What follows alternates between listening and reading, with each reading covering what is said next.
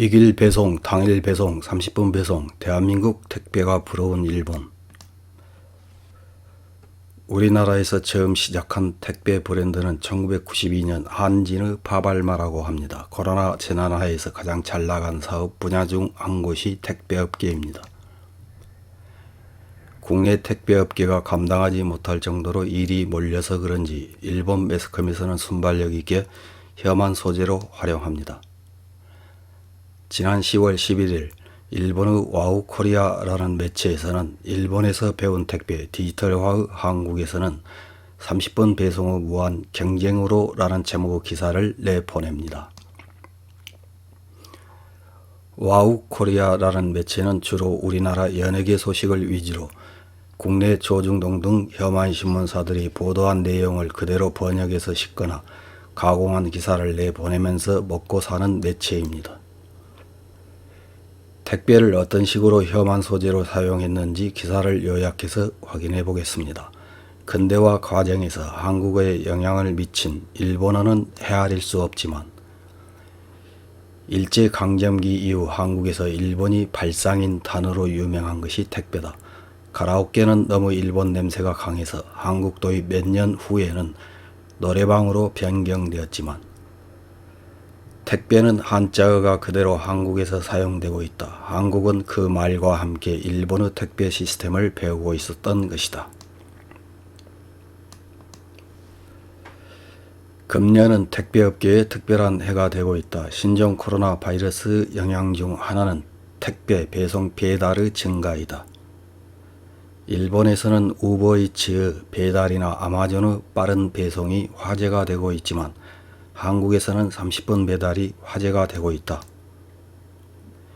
택배업계는 이길 배송에서 새벽 배송으로 또는 당일 배송 등으로 주문 후 몇 시간 내에 배송 완료하는 시스템이 유통의 디지털화와 함께 시간 단축을 도모해 왔다.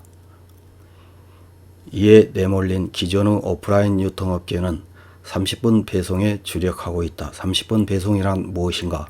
자세한 내용을 살펴보자.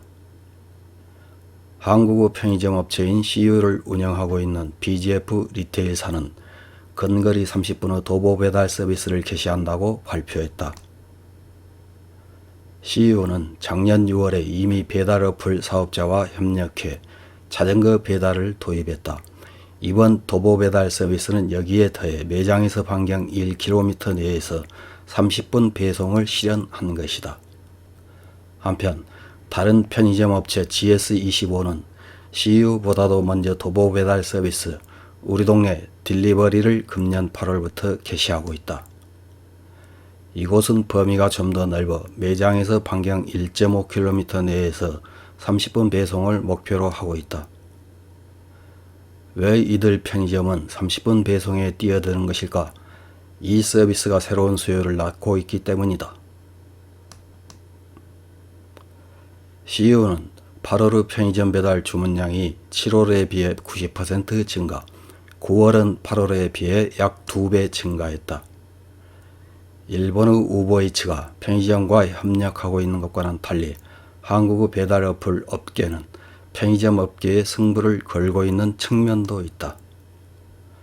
배달 앱이 자사물류로 식품과 일용 생활용품을 30분 내에 배송하는 것을 시작한 것이다. 단거리 배달 수요가 성장하고 있는 배경에서 배달에서 유통 전반으로 확대를 노리고 있다. 배달 앱 요기요 운영회사는 서울의 강남 지역에 있는 물류센터에서 반경 3km 이내에서 30분 이내에 식품 등을 오토바이로 배달하는 요마트 1호점을 시범 운영 중이다. 이길 배송이나 새벽 배송, 당일 배송을 뛰어넘어 30분 이내에 어떤 것이라도 배달할 수 있는 차세대 물류 서비스가 될 것. AI를 이용한 디지털화로 주문에서 배차, 배달원의 위치 정보를 산출하고 있기 때문에 실현하는 것이다. 한국의 산업통상자원부 집계에 따르면 금년 상반기의 유통업자의 매출 동향은 오프라인 유통업체의 매출이 전년 동기에 비해 6.0% 감소했다. 그러나 온라인은 17.5%나 증가했다. 신종 코로나 바이러스 감염 확대의 영향으로 다른 사람과 만나지 않고 상품을 구매하고 싶은 데다가 새벽 배송과 당일 배송 등에 의해 몇 시간 이내에 상품이 배송되어 오는 시스템, 치열한 유통 경쟁 속에 오프라인 업자도 이 배송 경쟁에 뛰어들어야 하는 상황도 있다. 배송 시간의 단축은 엄청난 비용 상승을 수반해 30분 배송으로 생기는 수요가 그 비용을 충당할 수 있을지 지금은 아직 시행착오의 단계이다. 현재는 소비자의 니즈를 위해서라기보다는 단지 업자 간 경쟁 상황이라는 예상도 있다. 자전거에 의한 30분 배송은 위험하다는 지적도 있다. 배달 시간의 무리한 단축을 위해 무리한 배달원이 사망하는 사고도 있었다.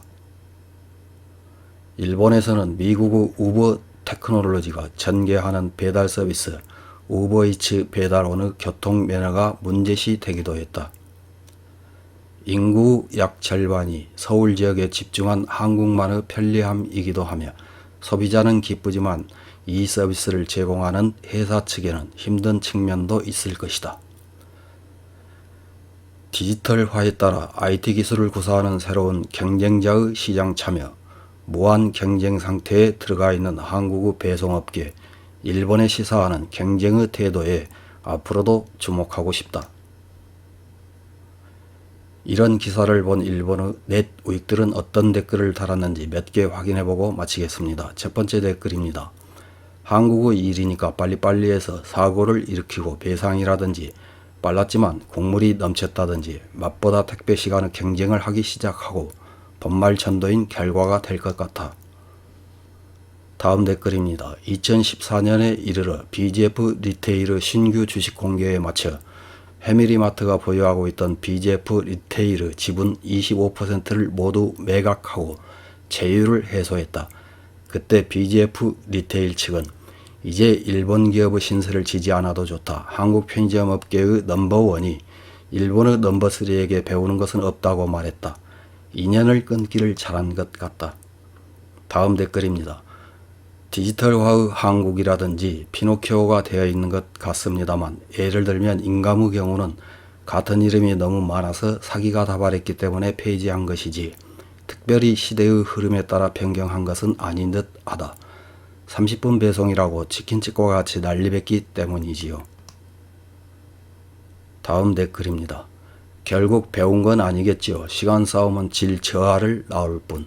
일본에서도 예전 피자의 택배로 몇 분 이내에 배달하지 못하면 공짜라고 말하는 것이 유행이었지만 자연스럽게 도태되어 없어졌는데요. 일본은 배달에 관련된 비용 등이 문제가 되어 다양한 손길을 맡고 있지만 그런 일은 배우지 않았겠지요. 다음 댓글입니다. 일본 맥도날드도 주문 접수 후 1분에 제공한다고 한 적이 있었다. 터무니없는 방법으로 제공하다 대실패. 지금도 우버이츠 배달이 폭주하는 위험한 자전거가 고속도로와 보도를 달리고 있다. 한국인은 일본의 나쁜 것을 흉내내고 기뻐하네요. 다음 댓글입니다. 극단적으로 시간 제한을 뒀더니 시간에 맞추는 것이 목표로 되어서 상품이 엉망이 될 가능성이 있다. 처음에는 좋지만 매번 타임 어택 같은 느낌으로 하고 있으면 서비스가 저하되어 오래 못 가겠지요. 다음 댓글입니다. 택배 서비스가 증가하고 있는 가장 큰 요인은 불매운동이에요. 몰래 일본 제품을 사려면 이것밖에 없다. 배송업자도 내용을 알 수 없도록 하고. 이상입니다.